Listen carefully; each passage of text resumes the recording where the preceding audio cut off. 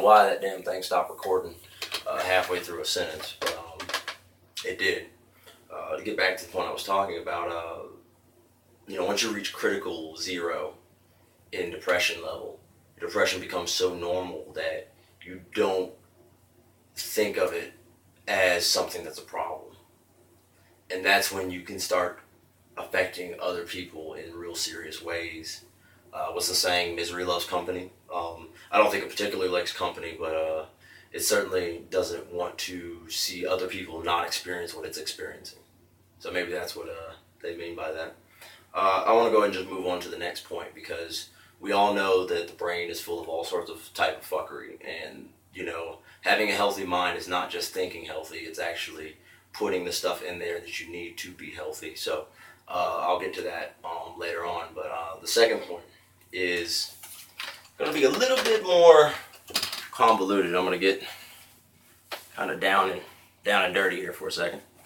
But before you can do anything with your body, I would recommend that you take a page out of Cats and you strengthen your outer tendons. There are many tendons that go along the body, and without those tendons being strengthened and reinforced, your muscles have nothing to attach to properly. So if you don't form your good tendons by coming up with a very decent but light, I cannot stress to you how important it is that you come up with a light stretching routine, yoga, whatever you want to call it, that fits specifically you. Because everybody's body, when they start off trying to get fit, some people just stay fit their entire lives, it's going to be at a different level. So I would recommend that for the first 2 to 3 years of you getting into fitness, that you don't have to take actual notes. You can take mental notes, but if you have bad memory, you probably should take some mental notes or some actual physical notes. But try to record what problems you're having in what parts of your body, and try to isolate those problems and work on those. Because fitness is as much an overall thing as it is a specific thing. Now, I can work my bicep, and I can get really tough biceps. I can get real big, I can get real super stacked. I can just be walking around like a freaking big old gorilla, just be knocking shit over. But if I do all that up here, and I don't do anything down here, right, which I look at as good as I could be, but that kind of comes with the job that I have. But if you ain't got no foundation down here, you got all this up here, what happens to the Kool-Aid man if you tip him over? He's going to fall over and explode into a billion pieces. Never be seen from again. So,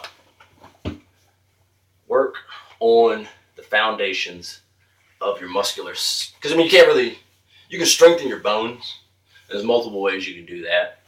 But if you go overboard, you're going to end up with, calcium deposits, all sorts of other stuff that can go wrong with that. So if you got weak bones, don't even start working on the fitness. You got to get those bones straight first, my buddy. You got to get them bones straight. I'm reaching. Next thing I want to talk about is nutrition. I know you hear people talking this all the time, dieting and yada, yada, yada. And, I don't know why I said it that way, but it is important. But it's not as... Well, there's really two factors that go into nutrition. Well, I'm going to say, for my extensive purposes, what I'm talking about now, let's talk about these two facets here. You have what you're eating, and then you have how your body's processing what you're eating. Now, everyone's body, I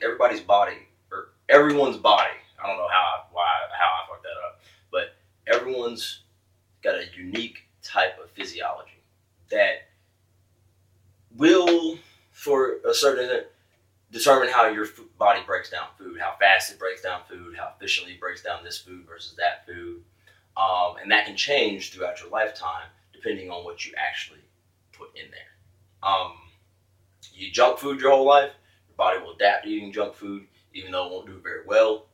And you gonna say healthy food, but foods based off a more traditional human diet are gonna not be appealing to you because you've been wiring your brain and your metabolism to just work on these things. So if you switch over to a more traditional human diet, which whatever the hell that's going to be, depends on your region for that matter, you could start feeling some adverse effects. Many people, after they start, getting into shape, or trying to get in shape, start making decisions about their lives, changing their diet up and stuff like that. If they had a particularly aggressive diet towards like fast food and junk food, it can all go to hell real quickly when they start eating more traditional food because their body's like, this is way too much shit to process. This is all complicated molecules that were grown and harvested over, an entire season. It's not some shit that was put together in a processing facility to just taste good, salty and sweet. So don't be put off by that. Don't be put off by the fact that it's going to take your body a good amount of time to readjust to eating a more, like I keep saying, this more traditional diet. But you get your proteins, you got your carbohydrates, you got your vegetables, you got your fruits, and you got your dairy products. That's how I was taught in school with the food pyramid. But like a couple of years later, they were like, yeah, just go ahead and throw that out the way. Like, yeah, all those food groups do exist, but to eat them in this finite order all the time is, about as relevant as, basically, if you can afford to put your food in a very systematic way, yeah, I guess that can be beneficial. But for the most part, humans and our genetics show that we have a diet that extends all over the fucking place, from insects to plants to fruits to funguses, all sorts of crazy shit. We invented cheese, or not really invented, but we just took that and was like, oh, look, mold you can eat. So, our diet is very, very wide and expansive, and you need to keep that in mind when you don't want to eat very niche-oriented food, especially stuff that's coming out of, facility. There's a lot of food that humans consume